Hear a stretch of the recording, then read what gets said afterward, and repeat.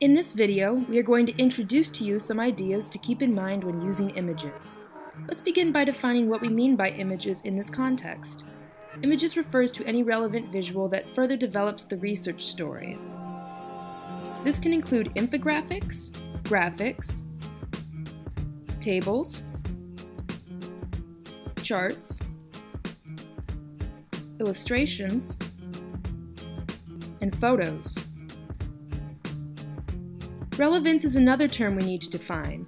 Let me give you an example. Let's say you are researching the effects of deforestation on malaria. Some images you might want to include could be an infographic comparing malaria rates pre to post deforestation. Or you could include pictures of the people impacted.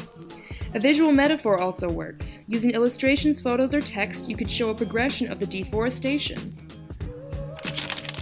You don't even have to use your own photos. You can find a library of openly licensed photos at search.creativecommons.org.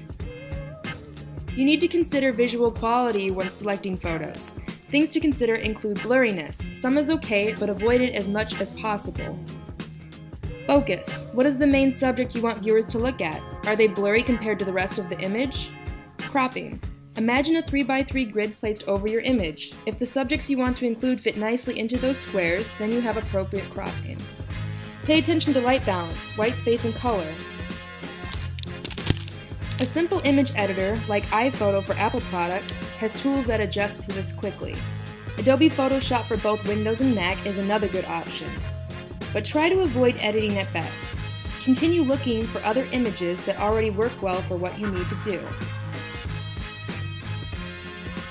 You might consider adding a title to your images, or maybe some text. There are 3 things to consider: color, size, and font. Don't use any crazy fonts, especially Comic Sans.